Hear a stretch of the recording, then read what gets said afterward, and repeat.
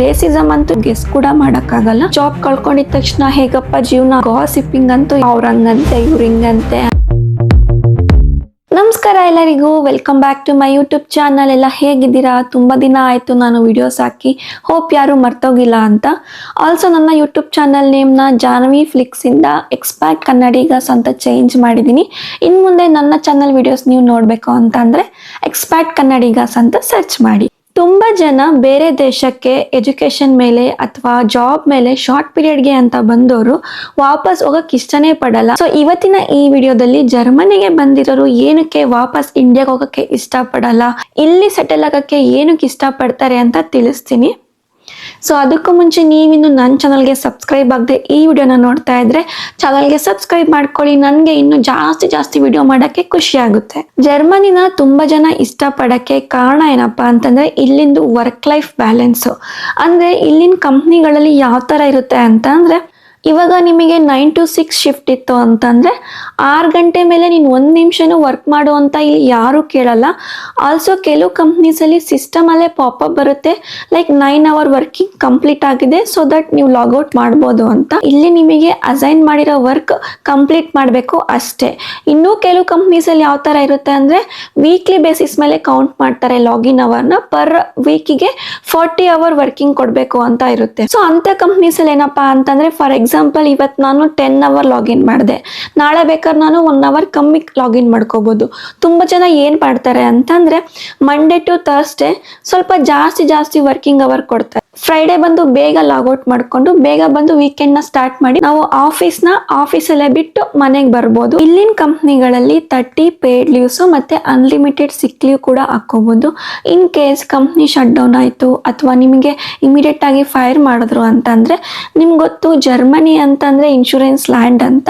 ಈ ರೀತಿ ಜಾಬ್ ಕಳ್ಕೊಂಡಾಗ ನಿಮಗೆ ಜಾಬ್ ಕಳ್ಕೊಂಡಿದ್ದ ದಿನದಿಂದ ನೆಕ್ಸ್ಟ್ 6 month ವರ್ಗು ನೀವೇನು ಇನ್ಶೂರೆನ್ಸ್ ಪೇ ಮಾಡ್ತಾ ಇರ್ತೀರಾ ಅವರಿಗೆ ಅನ್ಎಂಪ್ಲಾಯ್ಮೆಂಟ್ ಇನ್ಶೂರೆನ್ಸ್ ಅನ್ನೋ ರೀತಿನಲ್ಲಿ ನಿಮಗೆ ಬರ್ತಿದ್ದ ಸ್ಯಾಲರಿನಲ್ಲಿ ಒಂದಿಷ್ಟು ಪರ್ಸೆಂಟೇಜ್ ಸ್ಯಾಲರಿ ಕೊಡ್ತಾರೆ. ಎವ್ರಿ ಮಂತ್ ನೀವು ಕ್ಲೈಮ್ ಮಾಡ್ಕೋಬಹುದು. ಸೊ ಸಡನ್ ಆಗಿ ಜಾಬ್ ಕಳ್ಕೊಂಡಿದ ತಕ್ಷಣ ಹೇಗಪ್ಪ ಜೀವನ ಅನ್ನೋ ಟೆನ್ಷನ್ ಇರಲ್ಲ.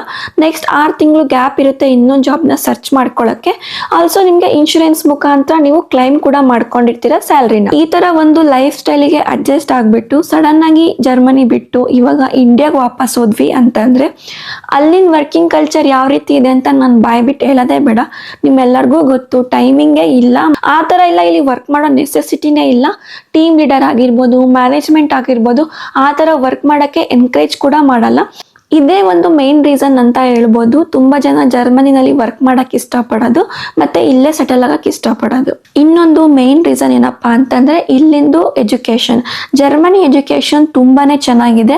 ಸೊ ತುಂಬಾ ಜನ ಏನ್ ಯೋಚನೆ ಮಾಡ್ತಾರೆ ಅಂದ್ರೆ, ಸೊ ಇಲ್ಲಿನ ಎಜುಕೇಶನ್ ಸಿಸ್ಟಮ್ ಚೆನ್ನಾಗಿರೋದ್ರಿಂದ ಇಲ್ಲೇ ಓದ್ಲಿ, ಇಲ್ಲಿ ಟೀಚಿಂಗ್ ತುಂಬಾ ಚೆನ್ನಾಗಿದೆ, ಸೊ ಅದೇ ರೀಸನ್ಗೆ ನಮ್ಮ ಮಕ್ಕಳು ಕೂಡ ಈ ತರದೊಂದು ಟೀಚಿಂಗ್ ಎನ್ವೈರನ್ಮೆಂಟ್ ಅಲ್ಲೇ ಓದ್ಲಿ ಅಂತ ಹೇಳ್ಬಿಟ್ಟು ಇಲ್ಲೇ ಸೆಟಲ್ ಆಗ್ತಾರೆ. ಟೀಚಿಂಗ್ ಅಷ್ಟೇ ಅಲ್ಲ, ಇಲ್ಲಿ ಪಬ್ಲಿಕ್ ಸ್ಕೂಲ್ಸ್ ಅಲ್ಲಿ ಓದಿಸ್ತೀವಿ ಅಂತಂದ್ರೆ ಫ್ರೀ ಆಫ್ ಕಾಸ್ಟ್ ಆಗುತ್ತೆ.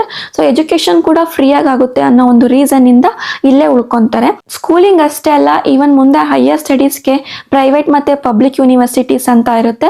ಪ್ರೈವೇಟ್ ಅಲ್ಲಾದ್ರೆ ಟ್ಯೂಷನ್ ಫೀ ಮತ್ತೆ ಸೆಮಿಸ್ಟರ್ ಫೀಸ್ 2 ಪೇ ಮಾಡ್ಬೇಕಾಗುತ್ತೆ. ಪಬ್ಲಿಕ್ ಅಲ್ಲಾದ್ರೆ ತುಂಬಾ ಕಡಿಮೆಗೆ ಮುಗ್ದೋಗ್ಬಿಡುತ್ತೆ ಎಜುಕೇಶನ್ ಕೂಡ ಒಂದು ಮೇನ್ ರೀಸನ್ ತುಂಬಾ ಜನ ಇಲ್ಲೇ ಸೆಟಲ್ ಆಗಕ್ಕೆ. ಬಿಕಾಸ್ ನಿಮ್ಗೆ ಗೊತ್ತು, ನಮ್ಮ ಇಂಡಿಯಾದಲ್ಲಿ ಫಸ್ಟ್ ಸ್ಟ್ಯಾಂಡರ್ಡ್ ಸೆಕೆಂಡ್ ಸ್ಟ್ಯಾಂಡರ್ಡ್ಗೆ ಎಷ್ಟೆಷ್ಟು ಲಕ್ಷ ಡೊನೇಷನ್ ಕೇಳ್ತಾರೆ ಅಂತ. ಸೊ ಇಲ್ಲಿ ಎಜುಕೇಶನ್ ಫ್ರೀ ಇದೆ ಮತ್ತೆ ಟೀಚಿಂಗ್ ಕೂಡ ತುಂಬಾ ಚೆನ್ನಾಗಿದೆ ಅಂದ್ಮೇಲೆ ಜನ ಏನಕ್ಕೆ ಬಿಟ್ಟು ಬರಕ್ಕೆ ಇಷ್ಟಪಡ್ತಾರೆ ಅಲ್ವಾ. ನಮಗೆ ವಯಸ್ಸು ಆಗ್ತಾ ಯಾವ ರೀತಿ ಕಾಯಿಲೆಗಳು ಬರ್ತವೆ ಅಂತ ನಾವು ಗೆಸ್ ಕೂಡ ಮಾಡೋಕ್ಕಾಗಲ್ಲ. ಇನ್ ಕೇಸ್ ಏನಾರೋ ಆ ಥರದ್ದು ಬಂತು ಅಂದ್ರೆ ಫಿನಾನ್ಷಿಯಲಿ ಪ್ರಾಬ್ಲಮ್ ಆಗುತ್ತೆ ಅನ್ನೋ ಟೆನ್ಷನ್ ಕೂಡ ಇರಲ್ಲ ಇಲ್ಲಿ. ಯಾಕೆ ಅಂತಂದ್ರೆ ನಾನು ಅವಾಗಲೇ ಹೇಳ್ದೆ, ಜರ್ಮನಿ ಅಂತಂದ್ರೆ ಇನ್ಶೂರೆನ್ಸ್ ಲ್ಯಾಂಡ್ ಅಂತ. ಇಲ್ಲಿ ಪ್ರತಿಯೊಬ್ಬರಿಗೂ ಹೆಲ್ತ್ ಇನ್ಶೂರೆನ್ಸ್ ಕಂಪಲ್ಸರಿ ಆಗಿ ಮಾಡಿಸ್ಲೇಬೇಕು. ಸೊ ಇಫ್ ಇನ್ ಕೇಸ್ ನಮಗೆ ಏನಾದ್ರು ಹೆಲ್ತ್ ಇಶ್ಯೂಸ್ ಆಯ್ತು ಅಂತಂದ್ರೆ ಫಿನಾನ್ಷಿಯಲಿ ಏನಪ್ಪಾ ಮಾಡೋದು ಅನ್ನೋ ಒಂದು ಟೆನ್ಷನ್ ಇರಲ್ಲ. ಎಲ್ಲ ನಮ್ಗೆ ಹೆಲ್ತ್ ಇನ್ಶೂರೆನ್ಸ್ ಅಲ್ಲೇ ಕವರ್ ಆಗ್ಬಿಡುತ್ತೆ. ಅಫ್ಕೋರ್ಸ್ ನಮ್ಮ ಇಂಡಿಯಾದಲ್ಲೂ ಕೂಡ ಇನ್ಶೂರೆನ್ಸ್ ಮಾಡಿಸ್ಬೋದು, ಬಟ್ ನಮ್ಮ ಇಂಡಿಯಾದಲ್ಲಿ ಕಂಪಲ್ಸರಿ ಮಾಡಿಲ್ಲ. ಯಾರು ಬೇಕೋ ಅವ್ರು ಮಾಡಿಸ್ಕೊಂತಾರೆ ಅಷ್ಟೇ. ಬಟ್ ಜರ್ಮನಿನಲ್ಲಿ ಕಂಪಲ್ಸರಿ ಮಾಡಿರೋದ್ರಿಂದ ಬೈಕೊಂಡಾದ್ರೂ ನಾವು ಇನ್ಶೂರೆನ್ಸ್ನ ಮಾಡಿಸಿರ್ತೀವಿ, ಫ್ಯೂಚರಲ್ಲಿ ಒಂದಿನ ನಮ್ಗದು ಯೂಸ್ ಆಗುತ್ತೆ ಅಂತ. ನೆಕ್ಸ್ಟ್ ಇನ್ನೊಂದು ರೀಸನ್ ಏನಪ್ಪ ಅಂತಂದರೆ ಇಲ್ಲಿಂದು ಫುಡ್ ಕ್ವಾಲಿಟಿ. ಸೊ ಜರ್ಮನಿನಲ್ಲಿ ಯಾವುದೇ ಒಂದು ಸೂಪರ್ ಮಾರ್ಕೆಟಿಗೆ ಹೋಗಿ ನೋಡ್ರಿ, ಫುಡ್ ಕ್ವಾಲಿಟಿ ಮಾತ್ರ ಅಲ್ಟಿಮೇಟ್ ಅಂತಲೇ ಹೇಳ್ಬೋದು. ಅಲ್ಲಿನ ವರ್ಕರ್ಸು ಅಷ್ಟೇ, ಅಲ್ಲಿ ಯಾರು ಎಂಪ್ಲಾಯೀಸ್ ವರ್ಕ್ ಮಾಡ್ತಿರ್ತಾರೆ ಅಲ್ಲಿ ಎವ್ರಿ ಡೇ ಫ್ರೂಟ್ಸ್ನಾಗಿರ್ಬೋದು, ವೆಜಿಟೇಬಲ್ಸ್ನಾಗಿರ್ಬೋದು, ಸ್ಪಾಯ್ಲ್ ಆಗಿರೋದೆಲ್ಲ ರೀಪ್ಲೇಸ್ ಮಾಡ್ತಿರ್ತಾರೆ. ನನ್ನ ವಿಡಿಯೋಸಲ್ಲಿ ನೀವು ನೋಡ್ತಾ ಇರ್ತೀರಾ ಎಷ್ಟು ಫ್ರೆಶ್ ಆಗಿ ಕಾಣ್ತಾ ಇರುತ್ತೆ. ವೆಜಿಟೇಬಲ್ಸ್ ಅಂತಲ್ಲ, ಈವನ್ ಬಯೋ ಪ್ರಾಡಕ್ಟ್ಸ್ ಕೂಡ ತುಂಬಾ ಅವೈಲಬಲ್ ಇದೆ. ಜರ್ಮನಿ ತುಂಬಾನೇ ಕ್ಲೀನ್ ಸಿಟಿ. ನೀವು ನನ್ನ ವಿಡಿಯೋಸಲ್ಲೂ ನೋಡಿರ್ತೀರಾ ಎಷ್ಟು ಕ್ಲೀನ್ ಆಗಿದೆ ಸರೌಂಡಿಂಗ್ ಅಂತ, ತುಂಬ ಜನ ಕಮೆಂಟ್ ಕೂಡ ಮಾಡಿರ್ತೀರಾ. ಸೊ ನಮ್ಮ ಸರೌಂಡಿಂಗ್ ಕ್ಲೀನ್ ಇದೆ ಅಂತ ಅಂದರೆ ನಾವು ಇನ್ಹೇಲ್ ಮಾಡೋ ಹೇರ್ ಕೂಡ ಪ್ಯೂರ್ ಆಗಿದೆ ಅಂತಾನೆ. ಸೊ ಒಳ್ಳೆ ಗಾಳಿ ತಗೊತಾ ಇದ್ದೀವಿ ಅಂತಂದರೆ ಆರೋಗ್ಯ ಕೂಡ ಚೆನ್ನಾಗಿರುತ್ತೆ. ಆ್ಯಂಡ್ ಫುಡ್ ಕ್ವಾಲಿಟಿ, ಆವಾಗಲೇ ಹೇಳಿದೆ, ಫುಡ್ ಕ್ವಾಲಿಟಿ ಕೂಡ ಇಲ್ಲಿ ಚೆನ್ನಾಗಿರುತ್ತೆ ಅಂತ. ಒಳ್ಳೆ ಗಾಳಿ, ಒಳ್ಳೆ ಊಟ ಸಿಗ್ತಿದೆ. ತುಂಬ ಜನ ಏನು ಥಿಂಕ್ ಮಾಡ್ತಾರೆ ಅಂತಂದರೆ ಇಂಥ ಎನ್ವೈರನ್ಮೆಂಟಲ್ಲಿ ನಮ್ಮ ಮಕ್ಕಳು ಬೆಳೆದ್ರೆ ಚೆನ್ನಾಗಿರುತ್ತೆ ಅಂತ ಯೋಚನೆ ಮಾಡಿ ತುಂಬ ಜನ ಇಲ್ಲೇ ಸೆಟಲ್ ಆಗಬೇಕು ಅಂತ ಯೋಚನೆ ಮಾಡ್ತಾರೆ. ಇಲ್ಲಿಗೆ ಬಂದಮೇಲೆ ಸ್ಟಾರ್ಟಿಂಗಲ್ಲಿ ಕಷ್ಟ ಆದ್ರೂ ಆಮೇಲೆ ತುಂಬಾ ಇಂಡಿಪೆಂಡೆಂಟ್ ಆಗೋಗ್ತೀವಿ. ಸೊ ಯಾವುದಕ್ಕೂ ನಾವು ಬೇರೆಯವ್ರ ಮೇಲೆ ಡಿಪೆಂಡ್ ಆಗಬೇಕು ಅಂತ ನಮಗೆ ಅನ್ಸಲ್ಲ. ಈಗ ಒಂದು ಮನೆ ಕೆಲಸ ಆಗಿರ್ಬೋದು ಅಥವಾ ಹೋಗ್ಬಿಟ್ಟು ತರಕಾರಿ ತರೋದಾಗಿರ್ಬೋದು, ನಾವೇನು ಮಾಡ್ತೀವಿ ಊರಲ್ಲಿ ಯಾವ ರೀತಿ ಅಭ್ಯಾಸ ಮಾಡ್ಕೊಂಡಿರ್ತೀವಿ ಹೇಳ್ರಿ. ಮನೆ ಕೆಲಸಕ್ಕೆ ಮೇಡ್ನ ಸರ್ಚ್ ಮಾಡ್ತೀವಿ, ತರಕಾರಿ ತರೋಕ್ಕೆ ಜೆಪ್ಟೋ, ಡನ್ಸೋ ಅಂತ ಮಾಡ್ಕೊಂಡು ಕೊಡ್ತೀವಿ. ಇಲ್ಲಿಗೆ ಬಂದಮೇಲೆ ಅದೆಲ್ಲ ಬಿಟ್ಟು ನಮ್ಮ ಸ್ಟ್ರೆಂತ್ ಏನು, ನಾವು ಎಷ್ಟು ಇಂಡಿಪೆಂಡೆಂಟ್ ಆಗ್ಬೋದು ಅಂತ ನಾವು ಕಲ್ತ್ಕೊಂಡ್ಬಿಡ್ತೀವಿ. ಸೊ ಆ ಥರ ಬಂದಾಗ ನಮಗೊಂದು ಕಂಫರ್ಟ್ ಝೋನಿಂದ ನಾವು ಆಚೆ ಬಂದಿರ್ತೀವಿ ಆಲ್ರೆಡಿ. ಸೊ ಆ ಕಂಫರ್ಟ್ ಝೋನಿಂದ ಆಚೆ ಬಂದಮೇಲೆ ನಮ್ಗೆ ಇಲ್ಲೇ ಇರೋಕ್ಕೆ ಇಷ್ಟ ಆಗುತ್ತೆ. ಇಂಡಿಯಾಗೆ ಕಂಪೇರ್ ಮಾಡಿಕೊಂಡ್ರೆ ಜರ್ಮನಿ ತುಂಬಾ ಸೇಫೆಸ್ಟ್ ಕಂಟ್ರಿ. ಮಧ್ಯರಾತ್ರಿ ಬೇಕಾದರೂ ನಾನು ಧೈರ್ಯವಾಗಿ ಒಬ್ಬಳೇ ಓಡಾಡ್ಬೋದು, ಅಷ್ಟು ಸೇಫ್ ಇದೆ. ಇಲ್ಲಿ ಕ್ರೈಮ್ ರೇಟ್ ಅಷ್ಟು ಕಡಿಮೆ ಇದೆ. ಸೊ ಈ ಕಾರಣಕ್ಕೂ ಕೂಡ ತುಂಬ ಜನ ಇಲ್ಲೇ ಸೆಟಲ್ ಆಗೋಕ್ಕೆ ಯೋಚನೆ ಮಾಡ್ತಾರೆ. ಜರ್ಮನಿನಲ್ಲಿ ಪಬ್ಲಿಕ್ ಟ್ರಾನ್ಸ್ಪೋರ್ಟ್ ಆಗಿರ್ಬೋದು, ರೋಡ್ ಕನೆಕ್ಟಿವಿಟಿ ಆಗಿರ್ಬೋದು ತುಂಬ ಚೆನ್ನಾಗಿದೆ. ಅಫ್ಕೋರ್ಸ್ ಟ್ರೈನ್ ಸ್ವಲ್ಪ ಡಿಲೇ ಆಗುತ್ತೆ, ಅದೊಂದು ಎಕ್ಸ್ಕ್ಯೂಸ್ ಇರಲಿ. ಬಸ್ಸು ಮತ್ತು ಟ್ರಾಮ್ ಅಂತ ನೋಡೋದಾದರೆ ಆನ್ ಟೈಮ್ ಇರುತ್ತೆ. ನಾವು ಎಷ್ಟು ಗಂಟೆಗೆ ಹೋಗಬೇಕು ಅಂದ್ಕೊಂಡಿರ್ತೀವೋ ಅಷ್ಟು ಗಂಟೆಗೆ ರೀಚ್ ಆಗ್ತೀವಿ. ಇನ್ನು ನಮ್ಮದು ಓನ್ ವೆಹಿಕಲ್ ಇತ್ತು ಅಂದರೆ ಇನ್ನೂ ಸೂಪರು, ಯಾಕಂದರೆ ರೋಡ್ ಕನೆಕ್ಟಿವಿಟಿ ಚೆನ್ನಾಗಿರುತ್ತಲ್ವ, ಸೊ ಆರಾಮ್ಸೆ ಹೋಗ್ಬೋದು. ಸೊ ಈ ಥರ ಒಂದು ಕ್ವಾಲಿಟಿ ಲೈಫಲ್ಲಿ ನಾವು ವಾಸ ಮಾಡಿ. ಸೊ ನಿಮಗೆ ಗೊತ್ತು ನಮ್ಮೂರ ಕಡೆ ಎಲ್ಲ ಯಾವ ಥರ ಇರುತ್ತೆ ಟ್ರಾಫಿಕ್.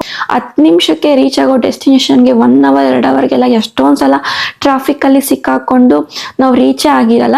ಸೊ ಆ ಒಂದು ಕಾರಣಕ್ಕೂ ಕೂಡ ಕ್ವಾಲಿಟಿ ಲೈಫಲ್ಲೇ ವಾಸ ಮಾಡೋಣ ಅಂತ ತುಂಬ ಜನ ಯೋಚನೆ ಮಾಡಿ ಇಲ್ಲೇ ಸೆಟಲ್ ಆಗ್ತಾರೆ.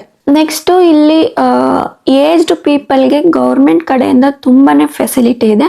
ಸೊ ಇಲ್ಲೇ ರಿಟೈರ್ಮೆಂಟ್ ತಗೊಂಡ್ರೆ ತುಂಬ ಒಳ್ಳೆ ಬೆನಿಫಿಟ್ಸ್ ಕೂಡ ಸಿಗುತ್ತೆ ಅನ್ನೋ ಒಂದು ಕಾರಣಕ್ಕೂ ಕೂಡ ತುಂಬ ಜನ ಇಲ್ಲೇ ಸೆಟಲ್ ಆಗೋಕ್ಕೆ ಯೋಚನೆ ಮಾಡ್ತಾರೆ. ಏಜ್ಡ್ ಪೀಪಲ್ ಅಷ್ಟೇ ಅಲ್ಲ, ಈವನ್ ಮಕ್ಕಳಿದ್ರು ಕೂಡ ಅವರಿಗೂ ಕೂಡ ಗೌರ್ಮೆಂಟ್ ಕಡೆಯಿಂದ ಎವ್ರಿ ಮಂತ್ ಬೆನಿಫಿಟ್ಸ್ ಅಂತ ಸಿಗುತ್ತೆ. ಸೊ ಎಜುಕೇಷನ್ ಕೂಡ ಫ್ರೀ ಇದೆ ಮತ್ತು ಬೆನಿಫಿಟ್ಸ್ ಕೂಡ ಸಿಗ್ತಿದೆ ಅಂದಮೇಲೆ ಜನ ಇಲ್ಲೇ ಇರೋಕ್ಕೆ ಇಷ್ಟಪಡ್ತಾರೆ. ಟ್ರಸ್ಟ್ ಅನ್ನೋದಕ್ಕೆ ಇನ್ನೊಂದು ಹೆಸರು ಜರ್ಮನಿನೇ ಅಂತಾನೆ ಹೇಳ್ಬೋದು. ಯಾಕೆ ಅಂತಂದರೆ ಒಂದು ಚಿಕ್ಕ ಎಕ್ಸಾಂಪಲ್ ಕೊಡ್ತೀನಿ.